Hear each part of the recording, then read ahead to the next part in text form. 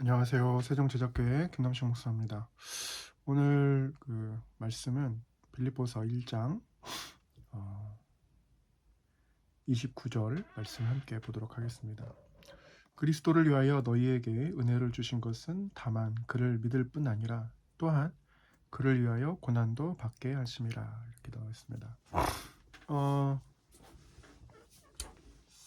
보통은 이제 교회를 나오시면 오래 다니신 분이나 뭐 처음 나오신 분이나 기대하는 바가 뭐냐면 모든 것이 잘 될 것이다.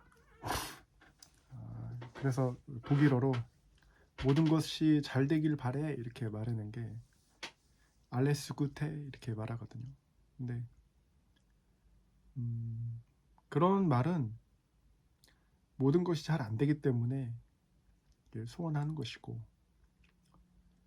또 그렇게 종교를 갖는 것은 모든 것이 안 될 수 있다라는 추측을 하기에, 쉽게 말하면 이제 신의 힘을 빌려서 모든 것이 잘 되기를 바라는 마음이 있습니다. 한 번은 귀가 잘 안 들리시는 집사님이 계신데, 이 집사님에게 교회 사모님이 뭐라고 얘기했냐면 100만 원을 헌금해라. 그러면 기도해서 귀를 잘 들리게 해주겠다. 이렇게 했습니다. 어떻게 생각하세요? 교회를 잘 안 다니시는 분은 뭐 듣자마자 이건 사기다 라고 생각하실 수 있고, 교회를 다니시는 분은 이상하네 라고 생각하실 수 있고, 절박하신 분은 어떻겠어요? 100만 원이면 고칠 수 있다는데 해보겠다 이렇게 하는 거죠. 근데 100만 원을 주고 기도를 받았습니다. 고쳐졌을까요? 그렇지 않죠. 특별히 이제 성경에서 기적이 일어나는 가장 큰 이유는 하나님께 영광을 돌리기 위한 것이지 누구에게 돈을 벌어주기 위해서 그런 것은 아닙니다. 그럼에도 불구하고 이제 이 모든 것이 잘 되기를 바라는 사람의 심리를 이용해서 돈을 요구하고, 그리고 마치 자기가 신적인 능력을 가지고서 뭔가를 할 수 있다라고 이제 세뇌를 시키는 것은 사기죠. 그 사모님은 유방암으로 돌아가셨습니다.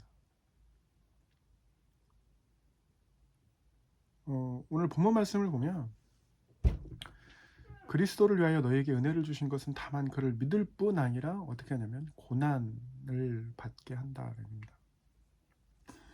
우리가 60년대부터 90년대까지 약 30년 동안 경제적 부흥을 막 이루면서 11조를 교회에서 강조했어요. 11조 해야 잘 된다. 근데 1997년도 IMF가 터지면서 나라가 갑자기 이제 부도가 난 거죠. 많은 이제 중소기업 사장님들이 힘들어했고, 그래서 특별히 이제 그 교회 다니신 분들에게서 이런 고난이 없어야 되는데, 번영이 있어야 되는데 고난이 있어야 된다라는 것을 잘 이해를 못하셨던 것 같아요. 그러나 바울은 빌립보서에서 분명히 말할 거는 이제 예수님을 바라보면서 고난에 함께, 그 아도나이이신 예수님을 바라보면서 고난에 함께 참여하는 것을 하기 위해서 얘기했다. 왜 고난에 참여하느냐? 뭐 신앙생활 하다 보면 부당한 일을 겪었을 때 예수님 때문에 이제 참는 경우가 있습니다. 교회 내에서 돈 거래를 한다든지, 그래서 돈을 떼이고 막 야반도주하고 실제로 그런 일이 있으니까요. 그러니까 그랬을 때 용서한다든지 뭐 손해 보는 일이잖아요. 그러니까 결코 자기가 원하지 않는 일인데 그런 일이 벌어졌을 때 그리스도인과 세상 사람의 차이는 이제 용서와 사랑인데, 그러한 용서와 사랑을 하기가 어렵죠. 특별히 이제 지금 빌립보서를 쓸 때 바울이 예수님 때문에 고난을 받으면서 어디에 있냐? 감옥에 있는 상태거든요. 그래서 감옥에 있으면서 쓰는 이제 편지, 옥중서신인데, 그래서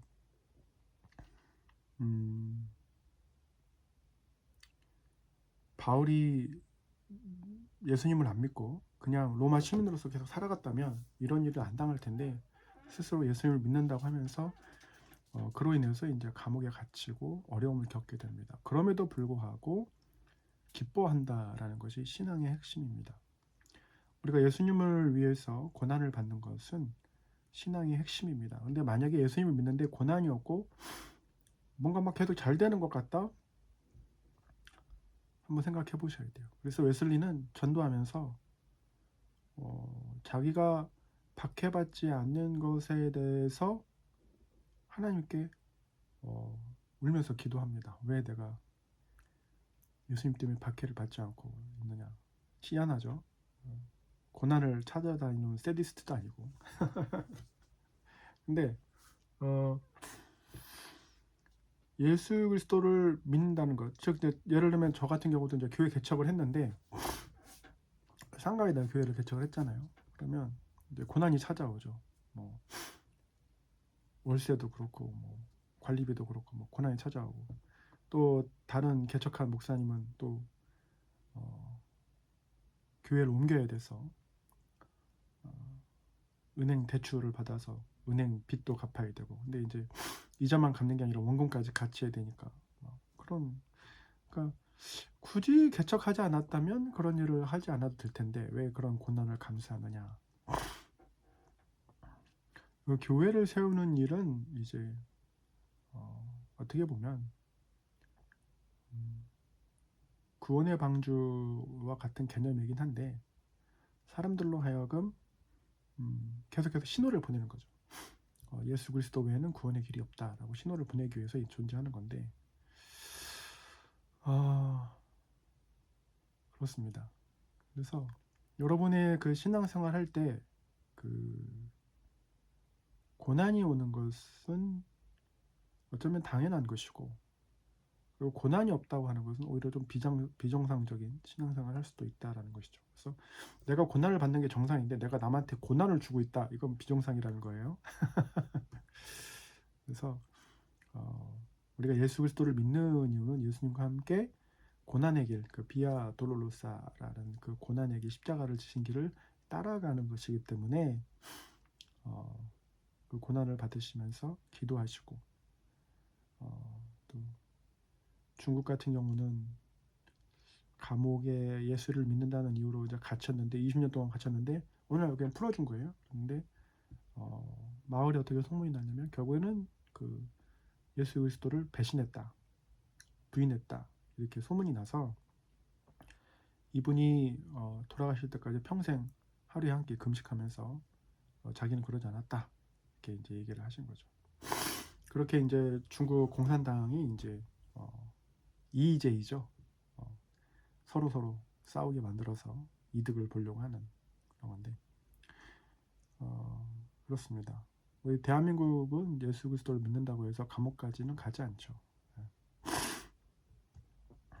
그럼에도 불구하고 예수 그리스도를 통해서 이득을 취하거나 번영을 추구하려는 마음이 있다면 다시 한번 생각해 보시고, 오직 예수 그리스도를 따라서 고난에 동참한다 생각하신다면 잘하고 계신 겁니다.